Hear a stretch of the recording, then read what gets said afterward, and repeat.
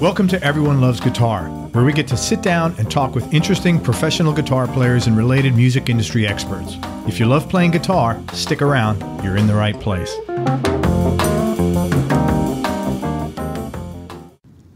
Hey everybody, this is Craig Garber from Everyone Loves Guitar, and today we've got an awesome guest. We're with David Wallace from Shreveport, Louisiana. And if you remember, we interviewed David actually a few weeks ago in episode number 49, where he was kind enough to share with us his experience being at the Las Vegas shooting. So today is going to be our proper interview where we get to learn a little bit more about David, his background, and see what a guitar study is. So that being said, let me give you his background a little bit again. He started playing guitar at the age of 9. By 15, he was playing in live small clubs on the Texas-Louisiana border, mostly classic rock and blues. And his first true professional gig was at the age of 23 for Tabby Thomas in Baton Rouge at Tabby's Blues Box on North Boulevard. Tabby's a well-known Louisiana blues artist with most of his records in the early 60s, and David backed up Tabby with his band and played as the house guitarist, backing anyone that came through the club. Man, that must have been great woodshedding for you, no? Yes, actually. And I was probably 23 when I started working with Tabby. And a lot of guitar players came through there. Pretty much anybody in Baton Rouge. That's kind of where it all started. And from there, I branched out in other bands and did my own project. But a lot of interesting experiences. Yeah, that's awesome. In 2006, around 1999, David started the J.D. Wallace Band Trio, playing again mostly blues, Americana, and classic rock. And he spent a few years playing on Bourbon Street in New Orleans about 4 days a week. In 2006, he began working with Nashville Columbia Records recording artists Cold Deggs and The Lonesome. Man, you know what's cool about Nashville? It's like the most manly, macho names. Like Cold Deggs. That's like, Cold Deggs is coming. Shit, like Run for Cover, man. That's just like so macho. All the names in Nashville are like that. And then his first single they released was I Got More, charting in the early 20s. Second single was The Girl Next Door. 2008, David began working with Nashville RCA recording artist Jake Owen, and David's worked as the lead guitarist for Jake Owen for the previous 10 years, and he's currently on tour. Man, that's like 100 years in real time. You're a lead guitarist with one guy on tour, man. That's 10 years. 10 years, yeah. It's crazy. I've never done anything that long. That's awesome. I've never had any job, let alone a gig. I know. Yeah. That's pretty cool, man. Well, thank you so much for coming on, man. And I really appreciate your sharing your experience last time about Vegas. Yeah. So, man, you've been playing with Jake, who's a major label artist for 10 years, as we just said. And number one, congratulations. That is a major accomplishment. But what are the most important business and music lessons you've learned from that experience over this time? Because I'm sure you've grown as a musician and as a person. Absolutely. Musically, you kind of come into a gig like that with the skills. And what you pick up from that, particularly playing on a national level like that, is you just really get, I guess the word bulletproof. Oh my God, I've played in front of thousands of people, and Jake as an artist is he's very dynamic. I live for that few seconds right before downbeat, And as our production has grown, you have I call it a kabuki, which is basically a giant curtain covering everything. And they're playing your intro music, you're in place, and you're getting ready to play. And then as soon as downbeat, that kabuki drops, and then you're into the show. And that few seconds, I love that. Same as playing TV. That few seconds when, Conan or Jimmy Kimmel, whoever it is sitting there, with Jake CD, and they're saying, now we have Jake Owen, and then you're on. That few seconds right before downbeat, I love that. What, like the thrill of... Was it like, what is it, the thrill of about what you're going to do, or? Yeah, it's just a rush. You're getting into it, and then when you're into it, it's just business as usual, So, and you're I know you're very demanding on yourself as a player. Has that tempered over the years, where like you're still demanding, but you're actually, you're meeting your expectations? Yeah. I guess calm down a little bit. Yeah, of course. And that just, honestly, that happens with age. Yeah. I'm for sure. way more relaxed about things than, 10 years ago, you know? Yeah. It's When funny how that happens. Yeah, which I love, because I'm not as hard on myself, and it's not as hard on me. I mean, it's easier for me to handle some of the curveballs that are thrown my way. So it's you've basically matured as a player and as a person, and as part of participating in all this. Absolutely, yeah. It's a great experience, and you know, I describe it as being chained to a bus and drug all over the country for 10 years. I mean, you just wake up and you're battle scars and you're bulletproof. I mean, you can handle most anything. That's great. And there is a fear too when you're, you know, playing that regional scene and doing your own band and all this. I mean, you have this fear, oh, well, you know, I want to make sure I do this. I don't want to mess this up. Oh, my God, after you've toured the way most people like in our position have toured, you don't even think about that. You know, you used to think, oh, well, what if I mess this up? You're like, who cares, you know? Just with it, and if it doesn't work out, try to turn it into something, you know? Yeah, and two, most of the audience is not going to pick up on it. You have one or two wrong notes, no one's going to know. Well, true, and this is what I've been learning lately, that there's almost no such thing as a wrong note. It just depends on how it's resolved. Yeah, very true. You know, I used to have guitar players or teachers, like when I was younger, teach me, and a lot of my training early on was jazz based, and that's one of the things that my teacher would always say. There's really no such thing as a wrong note. It just depends on how it's resolved. Yeah, very true. And it kind of is, if you think about it. Now, you can land on some stuff that really doesn't work, and that's the embarrassing part. But solo-wise, honestly, you can pretty much take it anywhere. Sure. And I think, like, if you have one or two wrong notes over a night, I mean, even Gilmore probably has one or two wrong notes over a night, you know? You can hear them in recordings. Yeah, I've heard recordings of, like, I promise you he didn't mean to do that, but the overall passion of the performance just outweighed the little imperfection in a passing note, you know? Right. It's like an athlete, a great performer and an athlete. You know, a pitcher will throw a couple of bad pitches, or a boxer will have a couple of, you know, he leaves himself wide open. But, you know, you evaluate people on the total, not the, you know, every little micro. Yeah, and to me, that's what makes playing guitar so great. It is an imperfect instrument. Yeah, for sure, man. How'd you get the gig with Jake in the first place? Well, I actually, when we were doing the thing with Cole, I mean, that's what brought me to Nashville. I would have never. So you got yes. Okay, tell me how you came to Nashville. Okay, start there. Well, I would have stayed in New Orleans, man. I would have stayed in Baton Rouge. I was living in Baton Rouge, playing in New Orleans at the time, doing mostly blues rock, like we said.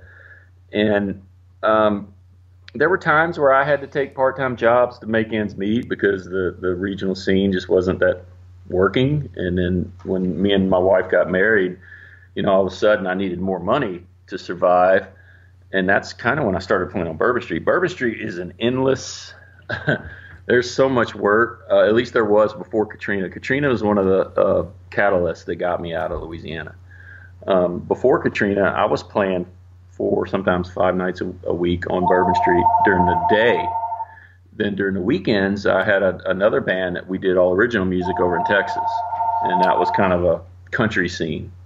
So you're playing 7 nights a week pretty much? For the most part, yeah. And if I wasn't playing in a full band setting, I was booking acoustic gigs.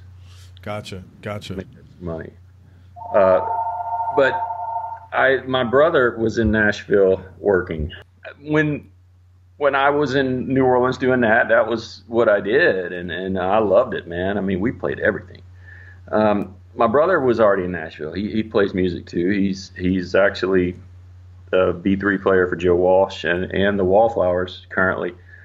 But back then, he was working in Nashville and playing mostly, you know, for some country artists. And he had this guy that he had worked with, which was Cole.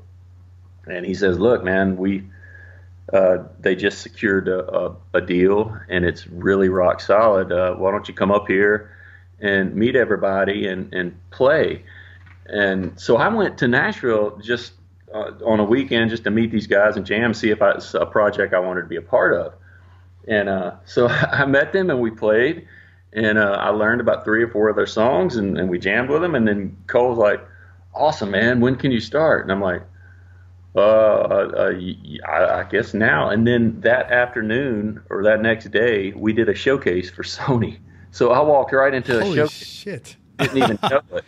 Yeah, playing for Joe Galante, of all people. Wow. And of course, at the time, I didn't know who that was. I mean, who is that? Tell me who that is. I don't know who that Joe is. Galante was he kind of ran the whole Sony umbrella for Nashville. Okay. Oh, wow. So you're playing for the, the top dog. That was RCA Records, B&A, Columbia. Did I say RCA already? Yeah. B&A, Columbia, and Arista. I think it was 4 labels under that Sony umbrella. I think Columbia is now dissolved, but we were on the Columbia label with Cole. That we were signed under that, and it was an acoustic, of all things, an acoustic showcase. For Man, all so the good that you'd been playing out acoustic dates, because if you're playing electric, it's not so easy to just jump into an acoustic slot. True, which is kind of the predicament I'm in now, because I don't do much acoustic stuff. No, but no one's asking you to do acoustic now either. I had I either borrowed an acoustic or I can't remember now. It's been so long ago. But I do remember thinking, oh, crap, good thing they didn't tell me I was going to do this. I probably would have worried myself sick about it. But when you're into it, you just deal with it, Because I'd never done a showcase before. I had no idea what it was like. And honestly, it didn't stress me out until I got in that room, and it's an intimate setting with just all these people in a chair wearing suits staring at you. I'm like, oh, God, this is nerve-wracking. And it was in like a boardroom. It wasn't like a show at a club. It was literally at the label. Wow. They were all sitting around a table with, phones, and it was a conference room. And so your brother brought you in on this gig, and it turned out it worked. Yeah, it turned out that they said, "Dude, we like what you do. Are you on board?" And I said, "Absolutely, man. I mean, this is cool." I figured, what have I got to lose? I've never had a record deal, never been a part of any band that did. And then, as me joining, they marketed the band as a band of brothers. Cole was the front man. It was his deal. It was his, songwriting that kind of sparked the project. He brought his brother in, who was a musician from Chicago, played bass. They were both from Texas, so he was in a lot of Texas bands. And then my brother, so they marketed it as a band of brothers, me and Jimmy and Cole and his brother. And then we had another member, Brian, who was on drums. So you did you were the studio and touring guitars for him? No, not for Cole. In fact, when I came into the project, the record was completed. They had the project. Okay. They had the product. In fact, the guitar player that they had before me was also from Shreveport. I knew who he was. Jimmy knew him. Yeah, that's wild. They had some creative differences, and they brought me in and then marketed as a band of brothers. So did you have to learn the record pretty much? Yeah, I learned the record, and we just went with it. They had a few. I think the showcases that we did in the beginning were because at the time, I think that's when Joe Galante actually came in, and Cole was originally signed to a different label, and they moved into Columbia. And I guess the showcases were just to kind of get the marketing team excited about it, And so you toured with him? I was kind of new to the whole process, man. I didn't really. It was interesting. So you learned a lot. It was kind of like baptism by fire, but you probably learned a hell of a lot. I did. Yeah. I did. Sure did. So you were with him for 2 years, and how'd you move over to Jake?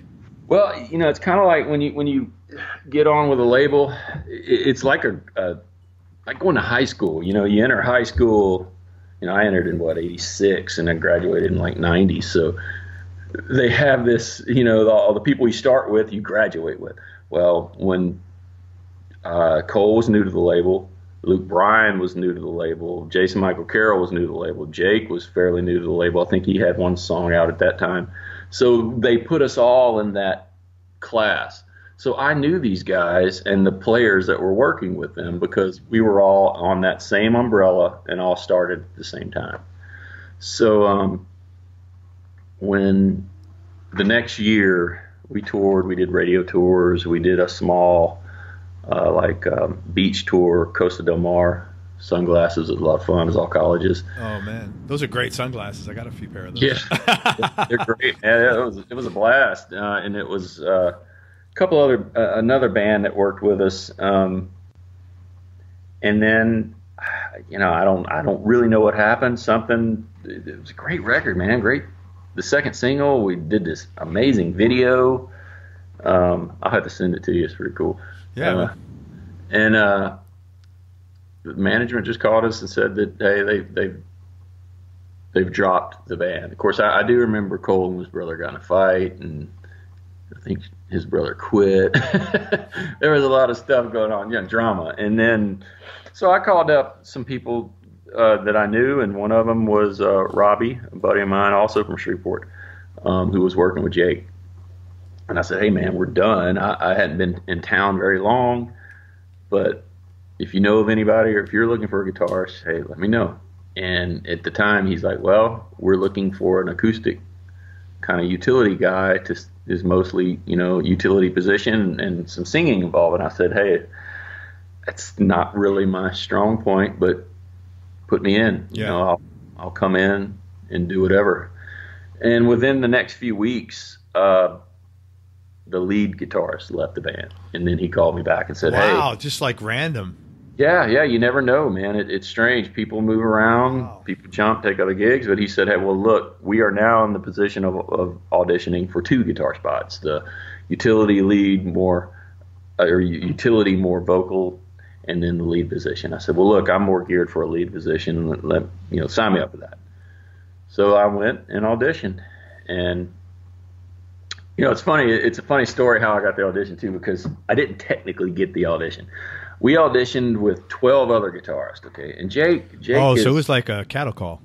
Yeah. I auditioned with a bunch of different people. Jake ended up bringing out this guitar player that, most guitar players in Nashville are great. So obviously he did the job, but he wasn't I knew the guy. So I knew, I had a suspicion that it wasn't going to work.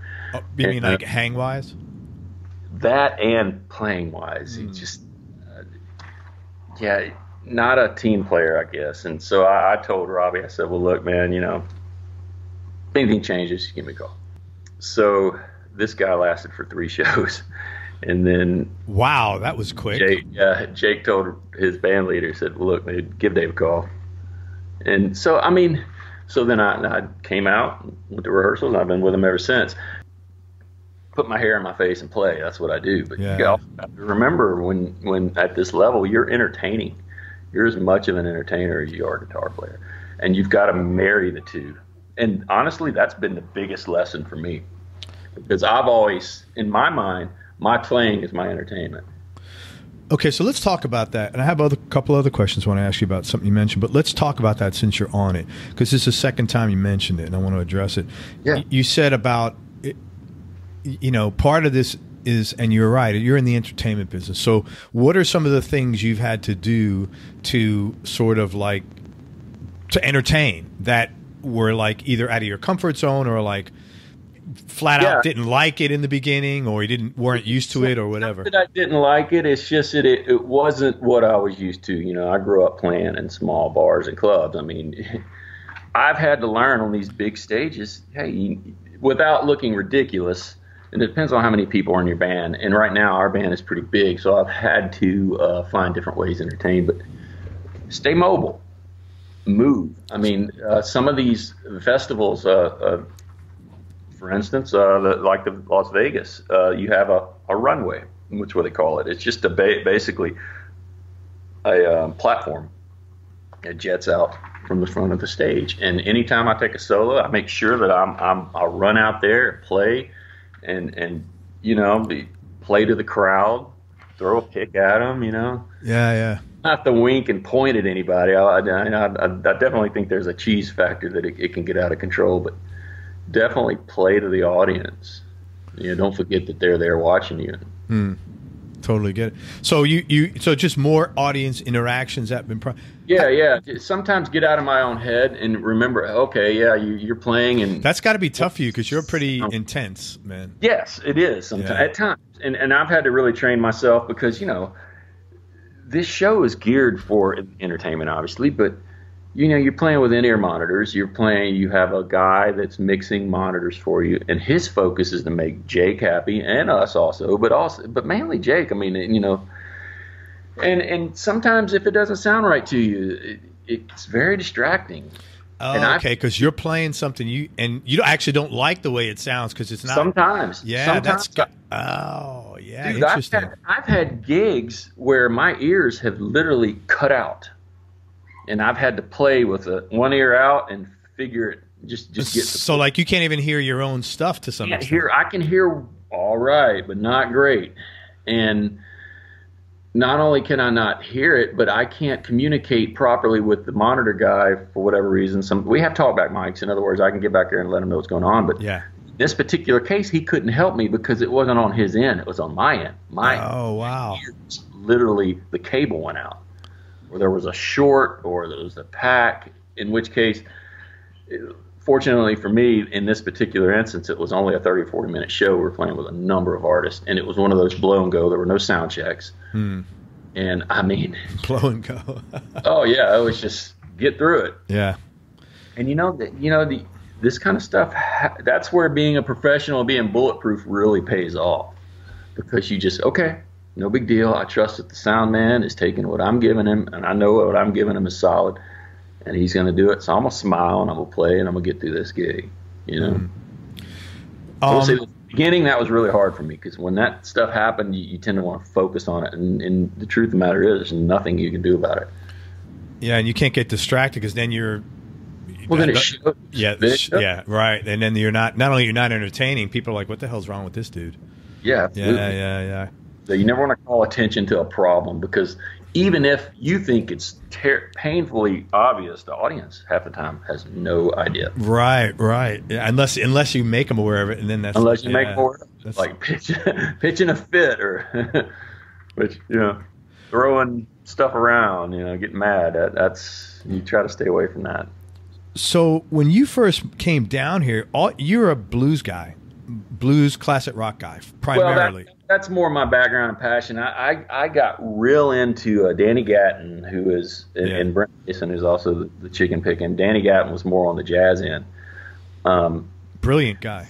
I love it. I mean, I was knee deep in it. I played it all the time, and we played a lot of country type stuff on Bourbon Street. Okay. So it's that kind of playing that kind of secured a lot of the, like for instance, one of the strong points in an audition with Jake. He likes it country stuff, and I think we pulled out a Merle Haggard song, so I got to show off a little bit of my country chicken picking style.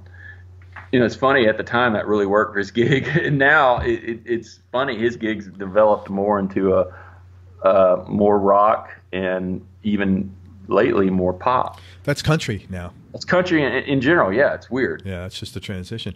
So it wasn't like a complete shock you coming over down to Nashville all of a sudden having to play that because you had a background in advanced playing. Absolutely. Yeah, no, okay. it wasn't a shock. In fact, it was kind of the next move for me because I was really running out of things to do back home. And Katrina had kind of killed the Bourbon Street thing, at least for the time being. And that was getting old. I'd done it for 2 years, and there really is nowhere to go other than just play every night. And so I've heard this from other guitar players I've talked to. That they said, so to speak, they were kind of becoming a big fish in a small sea. Yeah. Absolutely. And then, that is inevitable. I mean, you stay there long enough, or not so much a big fish. You just become just another player with nowhere to go. Yeah. How was it for your family? Because I guess you probably had one child then when you moved? No, two. So how was it, the transition moving down from your wife's from there as well? From it was seamless. It was eerie how easy it was. Yeah.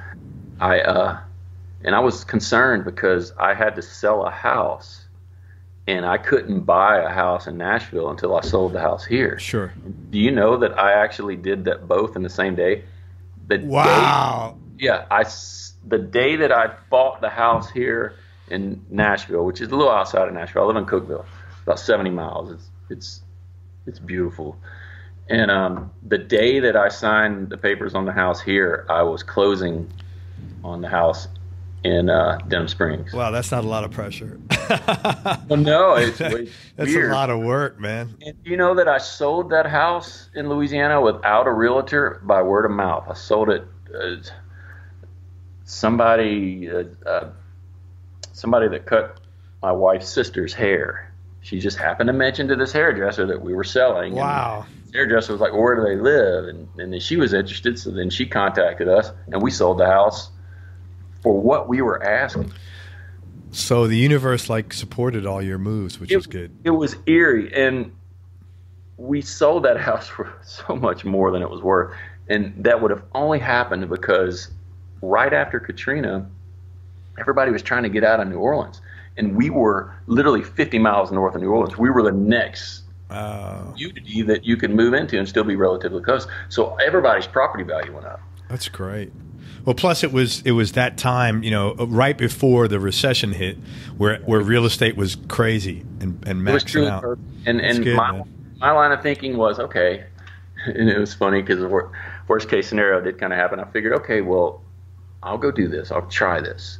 If it doesn't work, worst case scenario, from what I can tell with these bands and labels, if you get a record, you get at least 3 singles. And if that fails, you've usually toured for 1.5 years, 2 years, depending on how long it stayed on the radio. So I figured I would work for at least 2.5, 3 years. Sure, right. I worked 1 year. Wow. 1 year, 1.5 years before that deal was done. Yeah, but it worked out in the end. It did work out, and I'm very fortunate. And honestly, when I got the call that we were dropped, and this is not like me, I didn't panic at all. I don't know why. I was just like, okay, all right. Well, I started teaching guitar, doing what I could to make ends meet, and then the gig with Jake worked out within a month or so of that. So that's great, man. So in January of 2008 is when Cole was dropped, and by March of 2008, I was on the road with Jake. That's great, man. So it was 10 weeks, 8 to 10 weeks or something. That's great. I didn't have to crack open any savings, which I don't think I had. I still don't have. One thing about Nashville, and I don't know what Cookeville's like, but I got to believe it's similar. Nashville's I think it might be the nicest, friendliest place I've ever been. Ever. Yeah. I mean, I've never met friendlier people. And I've only been there once many years ago, but I was there about a year ago with my wife. And I mean, just sitting down, people are just so nice. And everybody I've spoken to, I've interviewed over 100 people now, and everybody's just so nice. It's very unusual. So I could see it not being too much of a push that way. And the music community seems so supportive of one another. I've never seen anything like it. It is, and I was intimidated about, they say the last thing you want to do as a guitar player is go to Nashville, but I disagree, because even if, let's say, you don't get to do exactly what you in your mind plan to do, you're going to learn something. You're going to get better. You're going to be better. So why wouldn't you want to go to a place where the best reside? Well, and there's so much work if you are tenacious enough to stick it out. And if you're making, the right contacts, you're going to move up the food chain. Yeah, and I'm not a big fan of ego. Everybody has one. You have to. But I have not encountered a lot of out-of-control egos in Nashville. At least not on the guitar player front. I mean, everybody has them, but everybody's very supportive. I mean, it's been a great experience. I mean, I think there's a myth associated with ego. I grew up in a very blue-collar household, and I got the same message that most blue-collar kids got. Rich people, they're full of themselves, and I came from not much at all, and it was unfortunate because I had that in my head. And then when I got in business and I started meeting really successful people, I was like, wow, everybody's so nice. So it started like, it was like conflicting because I had this message in me that was just as much as like the sun rises in the east and sets in the west. And honestly, I think it set me back a while because I think like I was afraid to become more successful because like, oh, I'd be an asshole. But that's totally, but that's just bad information. Yeah. I don't think that's true. And so I'm saying that only because I think all the guys I've met, in fact, the more successful guys, like I'll talk to some younger kids and they're a little bit because they're young, but the more, you know, you're closer in age to me, you know, you're probably 10 years younger than me, but guys, you start getting around our age, everybody's like lovely, man. Like I could honestly say there's probably nobody I wouldn't go sit and have a drink with, you know, that like I'd spend my personal time with. Everybody's been wonderful, you know, and these are really, I mean, like you, these are real successful guys, professional musicians. So I think some of that's a myth, you know. I find that to be true too. I mean, some of the most successful guitar players that I've been able to meet and actually talk with that I was maybe a little starstruck or intimidated by turned out to be just amazing and open and approachable. I mean, like I said, one of my all-time favorite is Mike Campbell, guitar from Tom Petty, yeah. And I got to meet him this year, and I'm not a starstruck person. I don't get starstruck, but I remember my brother was playing with Joe Walsh, okay, Joe Walsh, and then we're opening for Tom Petty. So I went to Cincinnati to hang out with my brother, okay, and I got to hang out and meet Joe and everything. I'd met Joe before because I'd done some Kenny Chesney shows when Joe was out there and spoken with him. But I mean, he obviously didn't remember that, but that didn't bother me. I wasn't intimidated by that. But when I saw Mike Campbell sitting on the back of that golf cart in the hallway, I'm like, I went over to my brother's girlfriend. I'm like, hey, have you met him? She goes, oh yeah, that's Mike. I said, I know. Can you, can I meet him? I've never done that before, ever. And I'm so glad I did. I was a little nervous about it because I don't like to approach people like that. I don't, Well, you're always wondering, too, you don't want to be just another pain in the ass to the guy. Exactly. Yeah, that's really what it's more like. Exactly. It's as much consideration for their time as it is like, feeling awkward on your end. Because I've been in that situation, too. And I'm like, man, I don't want to, how many, I just don't want to bother this guy. Didn't, but at the same time, I thought, how many opportunities, when am I ever going to have this opportunity again? And so I just got to meet him and say hi, and we talked guitar and stuff. I got to find, I wanted to know what he was using, and I was shocked because I'm a huge vintage Fender kind of guy that I would not call myself a necessarily modern player. I love the old school stuff. I love the rockabilly sound. I love the classic rock sound, like this, or even the 80s. And it's not an 80s sound, but it was the 80s music, like Mellencamp. It was Americana. Yes. It was basically Telecasters, Fenders, Les Pauls, whatever, through vintage amps, old Marshalls or Fenders. But I knew that Mike Campbell was a big Fender guy. So he tours with a vintage Deluxe and a vintage Princeton. And that's what he uses. And I was like, wow, really? Because those are two of my favorite amps, And I always assumed that he was using like an old Bassman or something. And that's what I asked him. I goes, man, I always thought you would use a Bassman. He goes, oh man, I love a Bassman. He goes, that's just too loud for me. Wow, that's pretty. And he was just like very cool and probably really happy you came over and talked with him. Yeah, he was very, very cool, man. That's good, man. I was glad you got to do that. So outside of Jake, are you working on anything else now that you're excited about? I am, man. I'm I've been very lazy about it, which has been relaxing. My wife always tells me I need a hobby. Outside of music, you mean? Yeah, but oddly enough, that is my hobby. So that's what I'm getting to here is I'm kind of putting my trio stuff back together, where I get to play more bluesy. It's very guitar driven, more jazz fusion, which I really love, and I'm kind of experimenting with.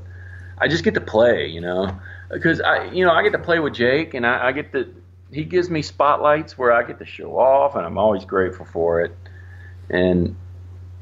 But man, I mean, when I do my gig, it's, I might I want to take a 2.5-minute solo, I do, and it's fun, and you learn so much doing that, you know. And then a trio, it forces everybody to be on their best.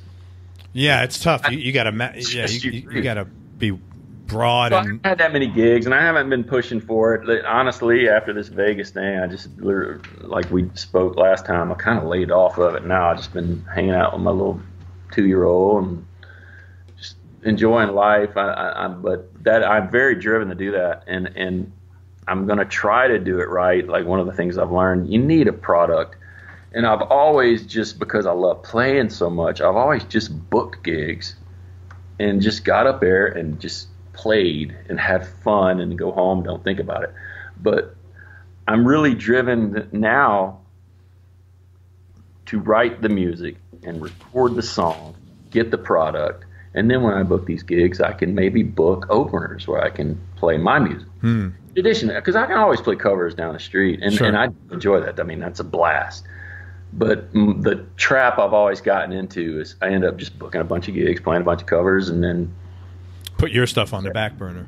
Yeah, and then I never get around to it. So I am making that a priority, and I'm going to try to really experiment with a lot of the recording myself. I've got some gear that I'm not using that I could maybe make some money with, and I'd like to get a good Pro Tools rig. And awesome. that would also help. I get a lot of calls to do guitar tracks for people, and I usually always turn that stuff down because I end up having to go to somebody's studio or my brother's studio and do it.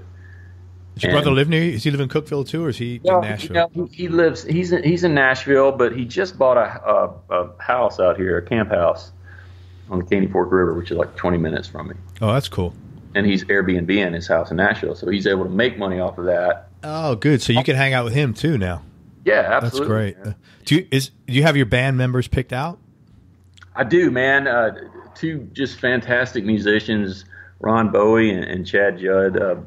Ron on drums, Chad on guitar, and Chad's also just kind of getting plugged into the Nashville scene. Ron is playing. He's more gospel jazz. He works for a singer in Nashville as well. I forgive me, I don't know her name. And then I think Chad is playing with Raleigh Keegan. I think that's the name. He's a country singer. He's young, just starting out. No bass player? I'm not familiar. Are you going to play bass on it? Because you didn't mention a bass player. Oh, no, Chad. I'm sorry. Chad plays guitar for this country band, but he plays bass for me. Oh, he plays bass. He's one of these extremely talented. Awesome. He just picks it up and does it. All right, man. He's like 21. Wow. Yeah, very young, very talented. All right, listeners, you heard it first here. We're putting the band back together. Yeah. Man, you're from Shreveport. Growing up, what was your childhood like? You know what? It's funny, but everybody, I had the classic country upbringing, not necessarily redneck. I mean, my dad is from Palmetto, Louisiana. I mean, my dad is probably on a deer stand right now as we speak. Well, it's season now, man. It just started, right? Yeah, no. If he's not on the stand, he's scouting. That's good, man. I grew up, my brother too, my older brother. I have two brothers, Mike and Jimmy.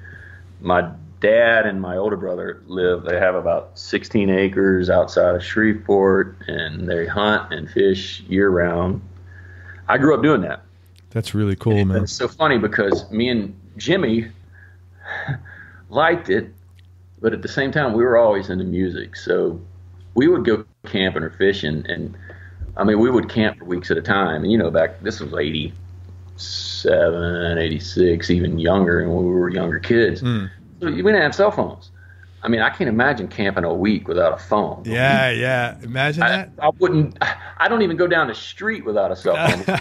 For a week in the woods with no phone. Yeah, it's weird. I can remember we would go fishing at Toledo Bend, which is this huge lake on the Texas-Louisiana line. Bass fishing there? Is that what they had? Yeah, it was all bass. And I love bass fishing. We would camp, and me and Jimmy would get bored, come back to the camp and eat all the honey buns or whatever it is. And they would just get furious with us because we'd go through all the snacks in like the first 2 days. Because we weren't it's cold in the morning. I didn't catch anything. We'd get bored. And then my older brother hated deer hunting with me because I would always bring a cigarette or something, and then no deer near me. Yeah, so I wasn't a very good hunter, but you know, me and Jimmy always liked playing music.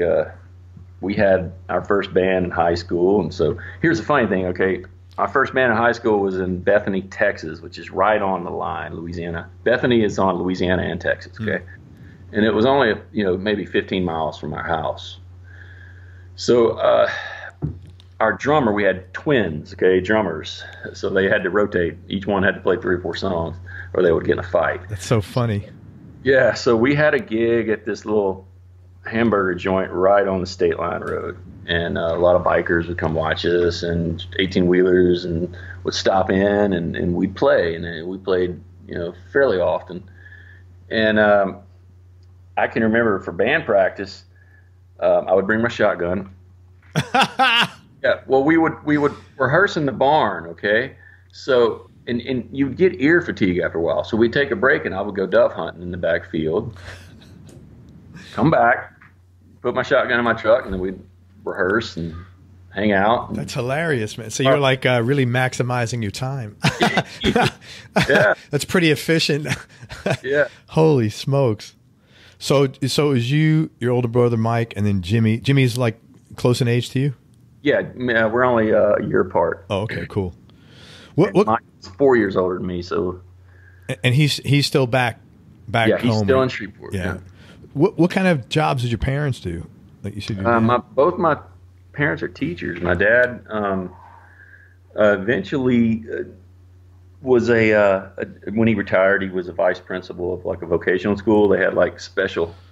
You went to this school and you either learned to be a mechanic or you learned to be a drafter or a commercial artist. Yeah, vocational tech. Like school away from school. Like you would leave high school and for half the day you would learn a vocation. You would be a mechanic. Sure.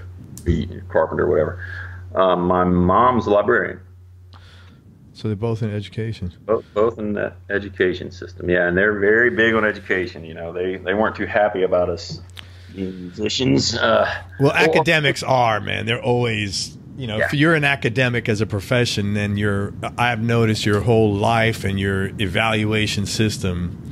And nothing against your parents, but it tends to be very like related to the academics and how many papers you published and how many letters are after your name as a measure of like progress.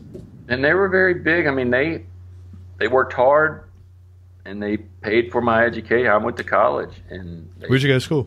I went to Louisiana Tech in Ruston, Louisiana, which is kind of north central Louisiana. And that's what ended my hunting days, honestly. Going to school? Well, going to college, because I had always hunted. It was just a part of my life. It was kind of like some people jog or exercise. For when I relax, I would go in the woods and hunt. That's just what I did. That's what I grew up doing. Mm-hmm. So when I was in college, I tried it, and the only place I knew to go was Jackson, Bienville. I don't even know what to call it. I guess a reserve. It was just an open area where you could hunt, and you didn't have to be a member of a hunting club. But I can remember sitting on a stand and like 4 people walked in front of me. And I could I just see orange vest everywhere, and I said, you know what? I'm not getting shot out here. Some trigger happy idiot. So I never went to the woods again. I hadn't hunted since. Wow. Hey, you've been doing this a while. So if you had to go back and give advice to your younger self, to younger David Wallace, what advice would you have given that guy? Honestly, as a guitar player, I would have. I guess I would. I worked pretty hard as far as chops and all that.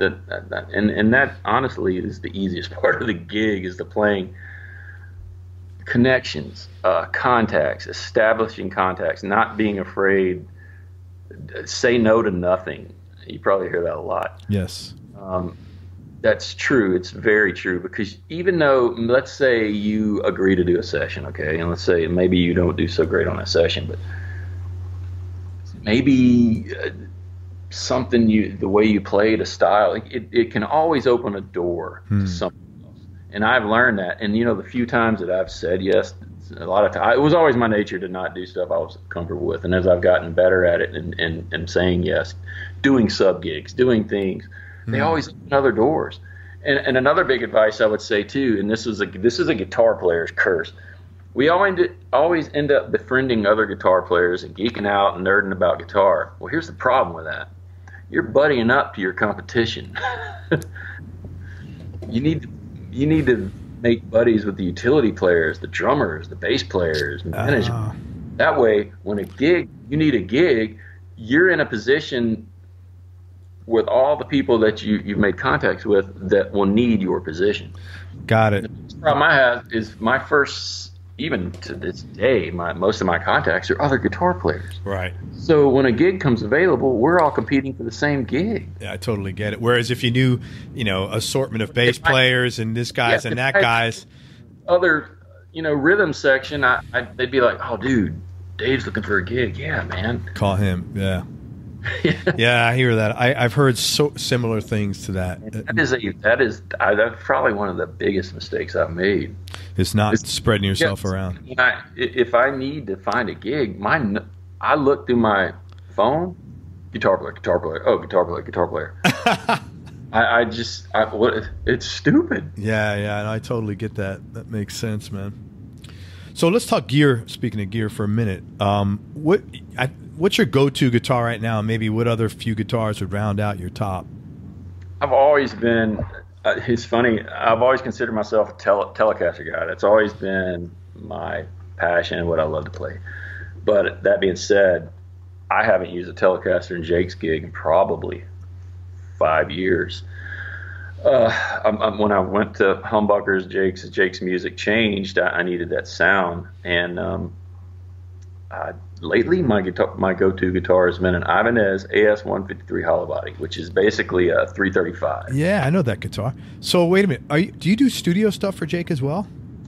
I have, but not on a regular basis. Most studio work with artists like Jake are dictated by whoever's producing it. Right. Yeah. So it's not necessarily a studio band.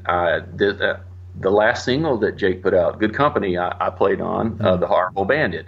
And there's been other songs throughout his career that we've done stuff on here and there, some demos, some master.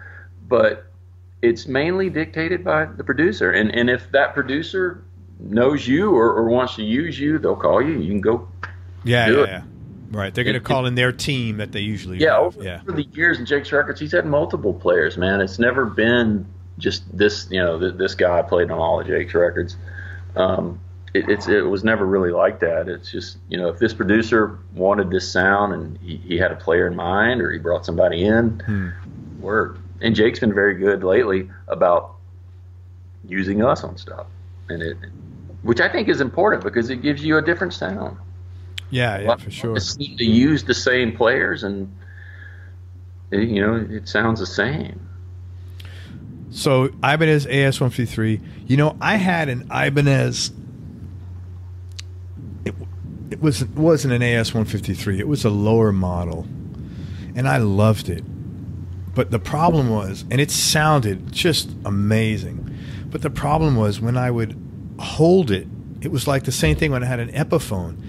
It's just not the same as holding a better. It's like picking up one of your kids' toys.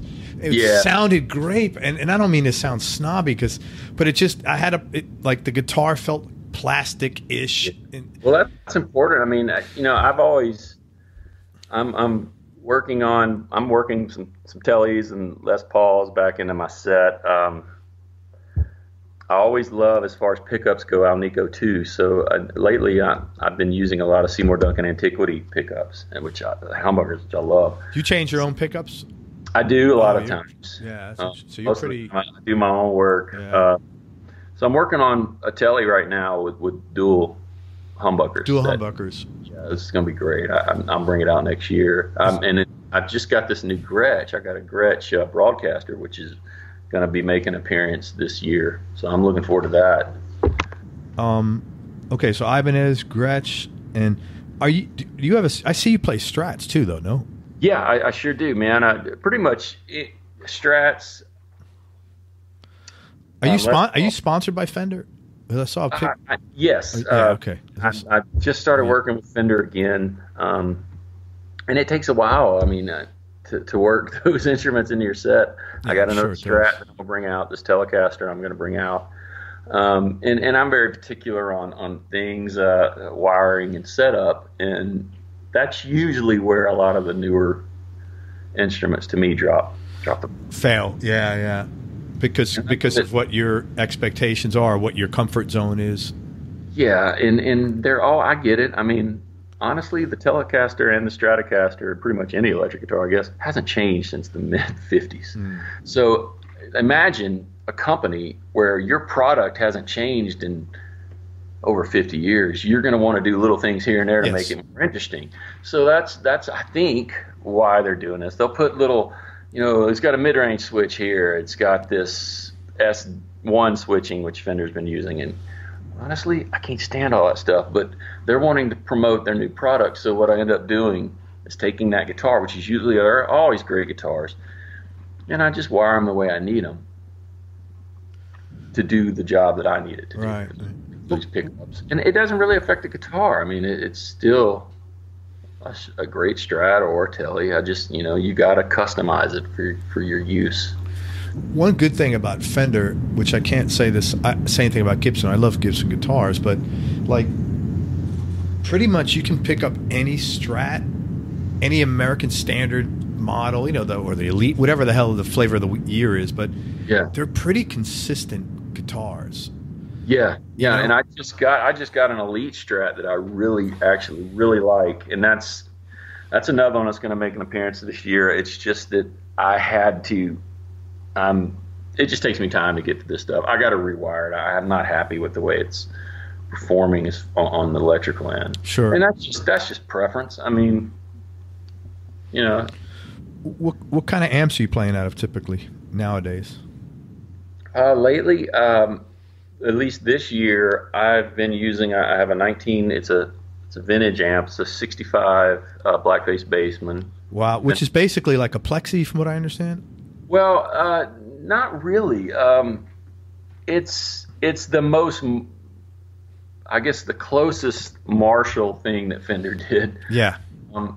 And what I like about them is it's relatively clean, believe it or not. It's just that it has this saturation to it, and it's great touch sensitivity if it's wired right. I mean, they can be. I've had some that just don't sound good. Depends on how they're teched. And I'm actually working on a 68 Bassman right now because the 65 that I'm using, another tech had done the work on. The 68 was untouched, so I'm going through it myself, and I'm taking my time. I'm going a bit at a time because I really want to know what it really should have sounded like. Where's the mojo? Yeah, because believe it or not, I'm just old enough to have grown up playing those mid-60s amps in their prime. My first amp was a 1965 Sears Silvertone. Oh, wow. It was given to me. My cousin found it in a trash can. Holy smokes. Early 80s, yeah. Because everybody was going to rack units, and it's so funny the music industry changes so much. In the early 80s, everybody was into that, metal rack units. Not too long after that, everybody found their passion again for vintage instruments and amps, and everybody's using tube amps again. Yeah. And I mean, that's all I ever see on the road usually. I mean, there are a handful of organizations that are going to these modelers like the rack axle. Well, I think in the bigger productions, you kind of have no choice because there's so much going on, and they have to have tracks running, I think. Yeah, I mean, I understand definitely to the side of entertainment, right. Do a digital Kemper that and it may be all connected. I honestly don't know. It might be MIDI connected. They don't even need pedal boards where, if their video screen goes to one song, then it triggers a signal that hits the lead guitar player's board for a certain sound, and then it's all just automated. Yeah. So I can see the industry moving there. Yeah, that's how it happens. I spoke to some guys like on the bigger, like, Adam Schoenfeld. Do you know him? Yeah, yeah. So he's playing with. Doing that? What's that? Are they going digital? Yeah, well, he's got, and it's pretty complicated because he was saying, like, there's one dude responsible for, like, making the whole machine work. And I'm thinking, man, all the pressure of the world on that guy's shoulders, man. You miss one little, but, they have mics and their constant feedback, but still, that's a lot of responsibility. But the size of that tour, Tim McGraw, Faith Hill, it's one of the biggest productions in the country, probably, on musical tours. Yeah. So, and they have the giant freaking screens and everything like that. So, yeah, they have all that stuff going on. I don't think you can control it any other way but that. It's got to be, a fluid time, a machine, man. Boom, boom, boom. We have the video and all that. We had more of that at one time. I'm sure we'll get back to that. But yeah, it definitely, it makes things easier when it's all push button, ready to go. Well, it makes things easier to coordinate also. Like, if you have expectations of X, it's a way to make sure that expectations always get met, flawlessly.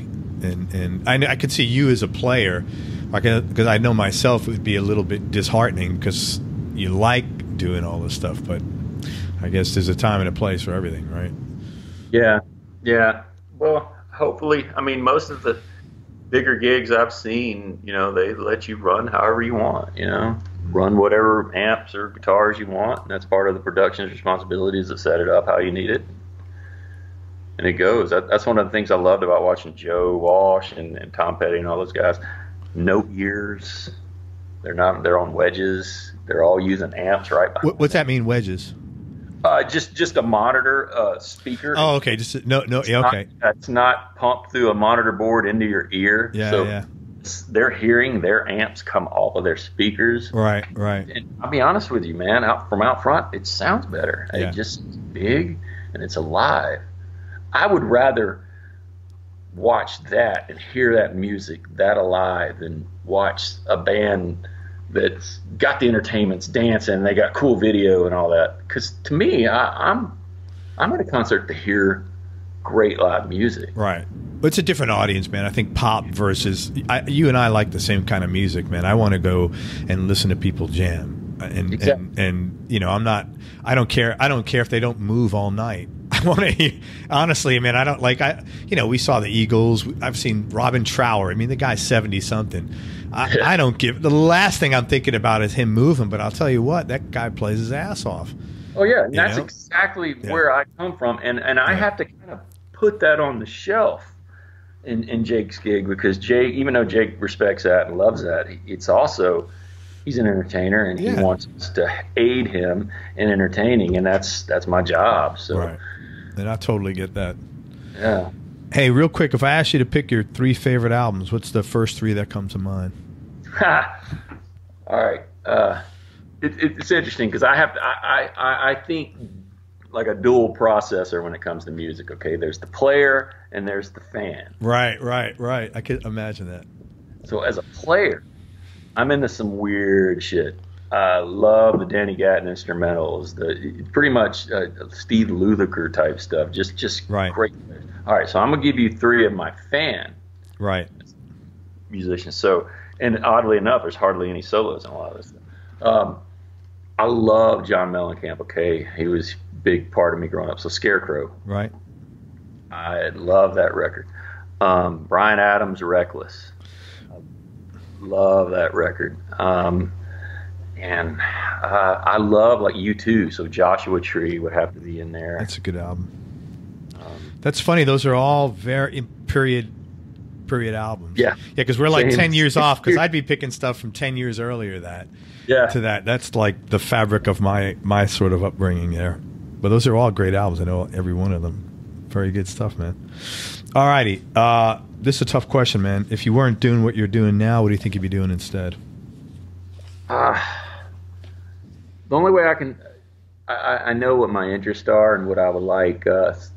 Every now and like I do love playing guitar, and one of the things I love about it, it's like a puzzle. Okay, it's nothing I'll ever master, but as hard as I try, I don't know about that. I think you've done a. You know what I mean? I think your mastery of it is like pretty. It's always another skill. Of course, but I think your mastery of it is like pretty high at this point. But it's something that I love. That's what I love about it. Sure. I don't ever get bored with it. I mean, there's always room for improvement. Always. Yeah, I get that.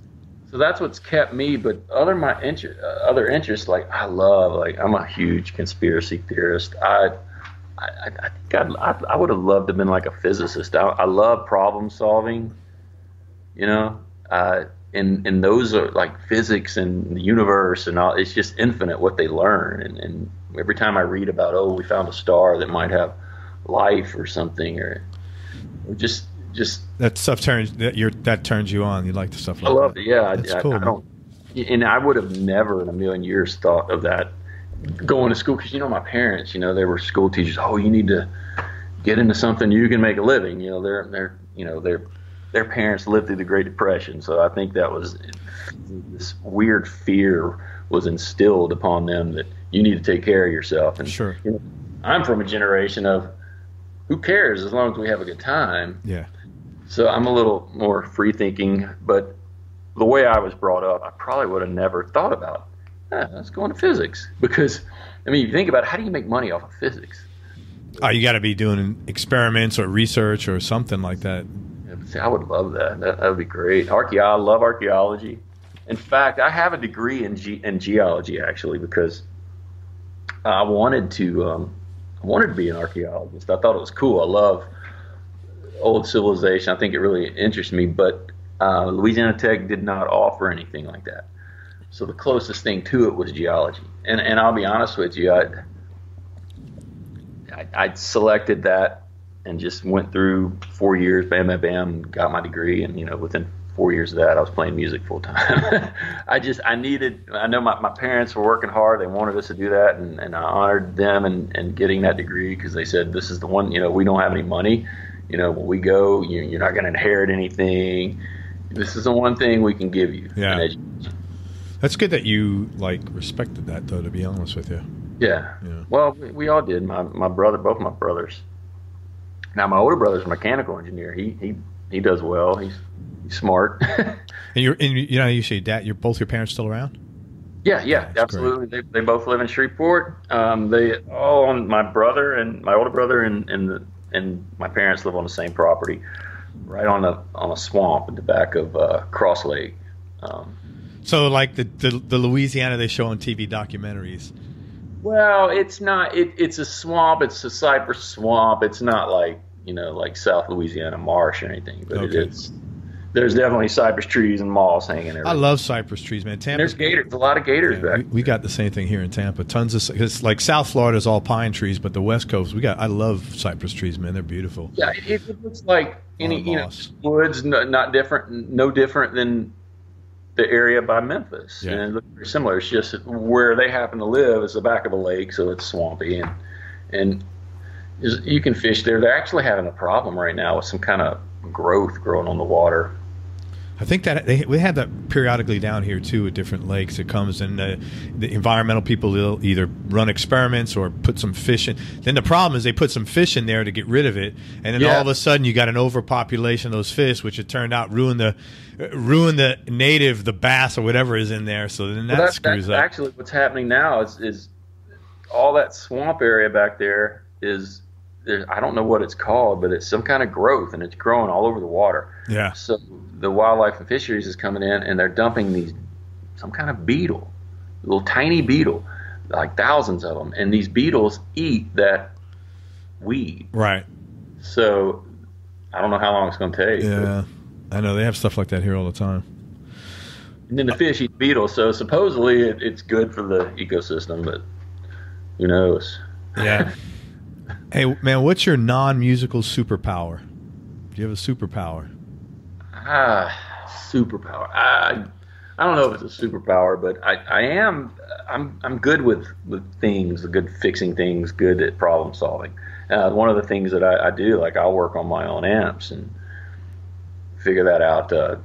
Shoot, a couple years ago, we didn't have a lot of money. My truck blew a head gasket. Wow. So I just went and rebuilt the engine. Serious? Yeah, it took me about a week. I had a week off in December. How the hell did you get the engine out? I didn't. I did it in place. I broke it down to the block and rebuilt wow. it. And like a lot of people are like, dude, are you crazy? And I'm not scared of that. My line of thinking is, if it was ever constructed, it can be fixed. Yeah. So I'm not afraid of that. That is a good superpower, man. Hey, it's gotten me in trouble, man. I almost killed myself working on an amplifier. Electricity? A deluxe reverb shocked me so bad that it burnt my finger. You could see where the voltage went in and out, and my finger was smoking. Of course, I'm a dumbass. I was working on it while I was plugged into the wall. Yeah, that's a tough lesson to learn. I know, I've done stuff like that. My finger literally touched the standby switch, and it arced through my finger. It could have gone through my heart and killed me. Wow, man. Favorite place you've traveled, man? You've probably been all over. All over this continent for sure. Mexico, Canada. I've never gone overseas. My favorite area, I love the Northwest. Man, that's what I was fixed. I thought you were going to say that. It's so beautiful. Northern California, where the redwoods, all that, it's just beautiful. One of the coolest things I did was we actually went, and I don't know, you may be just old enough where this didn't mean as much to you, but we saw the Goonies house. We actually went to it. Yeah, that would have mean it. I know what you're talking about. I was the same age as like all the guys in that movie. Right. I was literally, I think I'm the same age as Sean Austin and Corey Feldman and all that. Yeah, probably. So it was awesome to me. I was a kid when I needed to be a kid, but we actually went to, I think it's Astoria, Washington. Oh, it's beautiful up there, man. And it's so funny because we were eating at this restaurant we were passing through. I was with Jake, and I don't know, we were talking to the waiter, and they're like, oh yeah, well, hey, you guys ever see the Goonies? And I'm like, yeah, we love that movie. He goes, oh, the house is in that neighborhood over there. We're like, what? So we literally just walked through the neighborhood, and without anybody telling us where we were, I literally walked to the house. You just knew where it was. Yeah, that's just from memory. The scenes were so seared into my head. That's pretty cool, man. This is that Washington's a beautiful state, man, and the whole Pacific Northwest. I agree with you. That's the prettiest part of the country for me. The cold is a little hard to get used to, but I'll be honest with you. I've been here 11, 12 years in this house. I commuted for almost a year in Louisiana, Nashville, before we moved. So technically I've been to Nashville almost 12 years, but I've gotten used to the cold. I mean, I remember when I first came to Nashville, and it was around November, just visiting and stuff. I remember just freezing. I'm like, this is ridiculous. This is so cold. But, coming from South Louisiana. It's warmer there? Oh, yeah. Well, it's like you're in Tampa. Yeah, it's the same as here then. Yeah, I like the cold here when it's like we were just talking, it's 56 today. It's cold, but it's like I throw on a sweatshirt, I'm good. But like I'm not in love with like 20s, 30s and stuff like that. That's a bit, anything extended like that. That happens at least a small period of every winter here. Well, I'm coming up there soon, man. I hope it's not like then when I'm up there. Yeah, I love it, man. I see all the seasons. I mean, right now it's beautiful. Fall, it's getting colder. It's actually pretty cold right now, but yeah, I saw something. No, my wife sent me something that East Tennessee had some snow, and I'm like, man, I don't have snow tires, and I hope I don't have to drive through snow up there, man. That's driving an F-150 in snow is going to be a bit of a challenge for me, man. I have not had to do that. So, hey, favorite and least favorite part of your job? All right. Well, favorite is obviously for me is the downbeat and the show. Mm-hmm. Least favorite depends. I mean, sometimes I don't know. There's not a all right. Well, long bus trips. I hate long bus drives during the day. Particularly if it's a beautiful day. I mean, yeah, that sucks. I mean, I remember one time we busted from like New York to Seattle. Wow. Yeah. That's long is not the word to use. It just sucks because the bus drivers are on a schedule and they usually have to rotate a lot of co-drivers to make it. And there's not a lot of time. They don't want to stop and eat because it wastes time. And so you're literally stuck on a bus. I mean, and then breaking down. Yeah, that sucks, man. Trips like that, that's very common. Yeah. Well, David, I'm going to ask you 3 more questions. And I really appreciate your time, man. Toughest decision you've ever had to make or hardest thing you've ever had to do? Hardest thing I've ever had to do. That's a tough one. I guess it was a hard decision, but it worked out easy. Leaving Louisiana with my wife and kids was a big step because I didn't know what Nashville was going to hold, and I'm uprooting my family and my kids. Sure. So it's weird. It's like a double-edged sword. It was also a very hard decision, but it also worked out so easy. And so it turned out to be the hardest and the best. So I guess that does answer it. Well, I'm glad it worked out for you, man. Person who's had the biggest influence on your life? I would have to say probably, I would say my parents for sure. I mean, my dad obviously, but my mother also. I can't just say one or the other. I'd have to say both. And I would have to give. Well, let me. Obviously, my parents shaped my how I handle things, but I'll have to say my wife because she's pretty amazing. We were in our 30s. I was 31 or 32 when I moved to Nashville. Some of these kids that I'm playing with have toured for 10 years by the time they're 30. Mm. Yeah. In the grand scheme of things, it was kind of a late start. Could be. Yeah, I don't know about that, but yeah, relative to. Yeah, I guess it depends. But my experiences live were a lot different. I grew up playing bars and stuff, so it wasn't a big change to me. You go from a bar room to a festival. Mm. So you say your wife, though, she's very. She's amazing. She supports me, and I wouldn't be doing this, if she wasn't on board. And it's hard on her too because, when I'm gone, she's keeping everything down. And that's why I keep the little man during this off season. I keep my 2-year-old here while she's able to work and keep her sanity. I was going to say, probably it's therapeutic for her to work. Absolutely. Because I know my wife started working 2 years ago. Our daughter's 17 now, but we had been through 3 kids. My oldest is 27. That's a lot of years of, and I'm so happy she did because she's like, she feels good about herself after all these years. And she always worked with me and my businesses, taking care of all the bookkeeping and the customer service. But she's doing her own thing now, and I'm so happy for her. Yeah, I knew she would. She's a realtor. She's doing great, but I'm just really glad she did that because I see she worked when we first met, and she's like back to that same. She's taking care of herself instead of taking care of everybody else, and I'm really happy that she gets to do that once again. Just in the time. Because I get used to taking care of myself and being on the road, it's like a culture shock. One minute I'm on stage in front of thousands of people playing, and it doesn't really mean anything to me, but there's other famous people who are just hanging. And then I come home and I'm dad, I'm in a neighborhood, I'm walking my baby, and I'm going to the Dollar General because it's the only store because I live so far out. It's like I live 2 different lives. Yeah. And it takes me a while to adjust, particularly if I've been on a long run, because we're treated like kings or whatever we're doing. And I come home and I'm fixing my truck and I'm taking the kids to school, but that's good for me. It keeps you grounded, and I get to do what I love, but I also get to still live a normal life.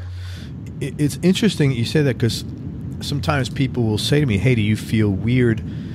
Because a lot of guys I speak to, I know their guitar playing and I'm a fan. And they said, is it weird talking to them? And I said, no, and I think it's because I'm older. At 53, almost 54, I know that everybody I'm speaking to has the same bullshit to deal with. Their kids don't listen to them the way they want to. They got too much to do on their to-do list. Not enough money, no matter how much money they have, too many bills to pay, not enough time to enjoy the money and pay the bills.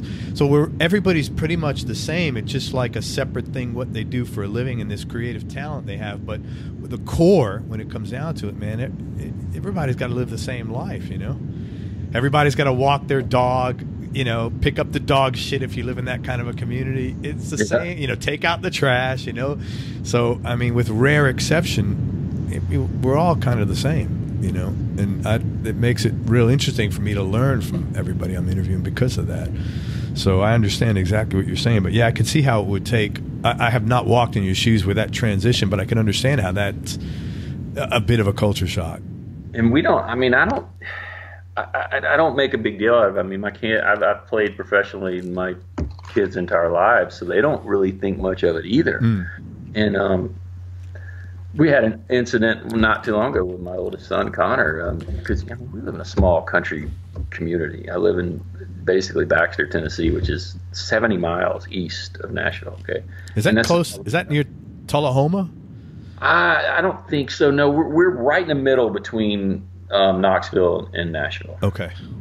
And it's just beautiful. It was, you know, it was a great community, just great to raise kids, and it's about all I could afford when we first moved to town because Nashville is expensive. Yeah. And everything was private school. So, you know, I was a handful of years for my kids entering school at the time. So I figured, man, if we settle down here, I'm not going to be able to afford school when they do go. So that's, you know, public schools out here are great. So that's great. I didn't mind the drive. So, but Connor, you know, some teachers or whatever asked, you know, hey, what does your dad do for a living? And this is, you know, several years ago, Jake was really, we were hitting it. And he had 4 or 5 #1 hits.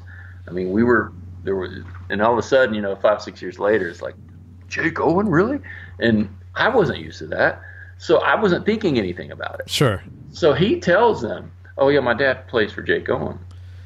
And nobody believed him. None of the teachers, none of the students, they all thought he was lying. You're kidding. No. It was starting to be a problem because he was. So he was getting crap about it from buddies of his. They thought that he was lying until he showed them, you know, hey, no, here's Jimmy Kimmel. That's my dad. Or, you know, whatever concert or TV show we've done. And some people were starstruck, and then, you know, now it's, you know, it's just another thing. And we don't make a big deal out of it. So they don't go around bragging about it or talking about it. So when it came up, I think it caught everybody by surprise. Well, you never mentioned this before. He goes, well, why would I? Yeah, right. Because he's not thinking about it's any big deal. Yeah.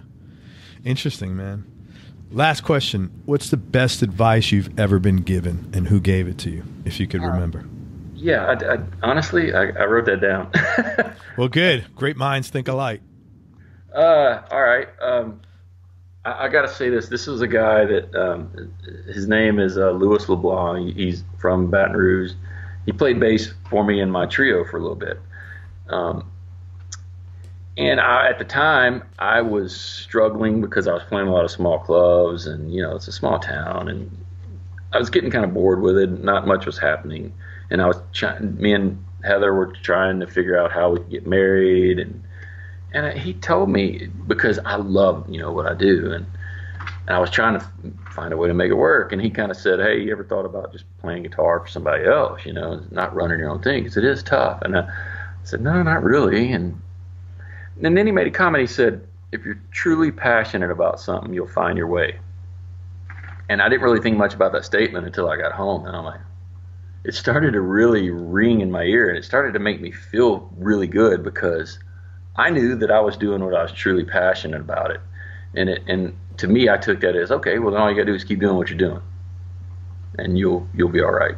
And that's kind of exactly what happened. I just kept doing it, and I wound up here somehow. I don't even know if he probably doesn't even remember telling me that, but I remember that statement. Well, I'm happy that thank you, man. That's good. And you know what? One thing I really appreciate about you is you've talked about it on the interviews, but off interviews, you speak really favorably of your wife, and it's really nice to hear because having a relationship is really tough. And you know, you meet a lot of people, and not necessarily musicians in general tend to talk kindly of their wives, but you meet a lot of people that are just like husbands talking poorly about wives, and I just sit and look at it. I'm like, man, what do you get out now? like if it's not fun, like what are you doing? You're not going to get a second chance, man. You got 30 years of life left, man. Go have fun. You know, but I really like, it's always, you know, I've been very, very lucky, blessed. I don't know what you call it, but I've got a great thing going with my wife. We've been together 25 years, but we work our asses off. It doesn't just like, you know, sunshine and roses, man. You got to work, you know. It's never like that. And that's one of what I said. I'm not a fan of egos. That's one of the things that really can ruin things. Yeah. Like if I saw myself, oh, well, you know, I'm this guitar stud. Yeah. Hey, I just got through playing 80,000 people. I'm not going to put these diapers up. I mean, you know, yeah. You just hang that up. I mean, yeah, you have to do it. I love it. I do the best I can. Then I come home and, you know, I'm cleaning dirty diapers and taking walks. You know, you got to do that stuff, or cleaning the kitchen, and you know, I'll put dinner this time. I mean, you can't just. Nobody has their specific role. You got to do it together, and you can't just selfishly. And you know, I do this. I mean, I get aggravated. This is the hardest time for me when we're off, because I've been touring, and all of a sudden I'm basically home for a good. I mean, but not consistently. But if you add it up, between the gigs really slow down. I got roughly 2 months, and we've worked hard all year, so I'm grateful to have it. But it kind of drives me crazy. Yeah, I could imagine that. Because you know, like, what do? You got to figure out the system. You got to figure out the routine here. Yeah, so and during this time, she's able to work a lot more. So I try to remind myself, she needs this. She needs to get out of here and go work. Yes, my little 2-year-old is he's pulling at me constantly, but you got to tell myself, okay, this is good for me. It's good for her. It's just you got to share this time, you know. Yeah, man. Well, listen, man, I cannot thank you enough for your time. I really you're such a nice guy, man. You're just so freaking regular and normal, scary.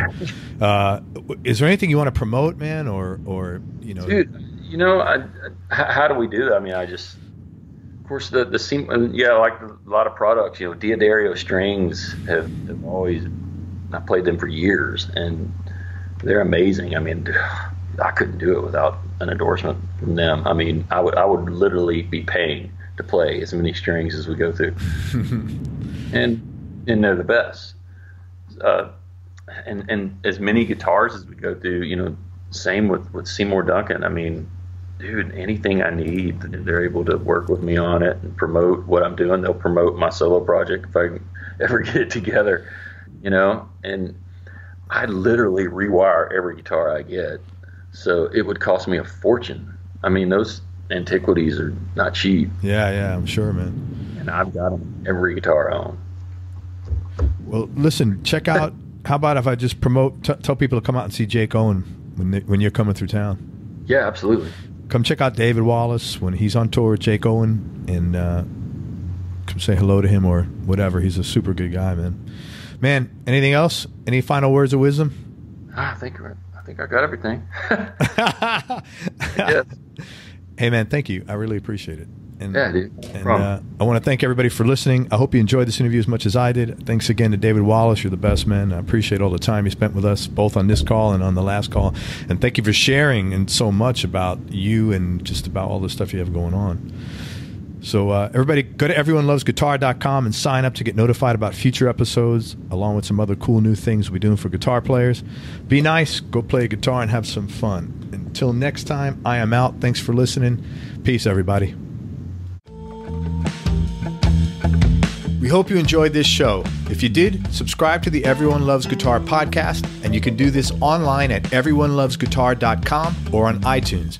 And if you like the show, please leave us a 5-star positive review. The more 5-star reviews we get, the higher our show ranks, and higher rankings mean we get to continue speaking with cool, interesting guests on our show. We'll see you on the next episode, and until then, keep playing your guitar and have fun making music.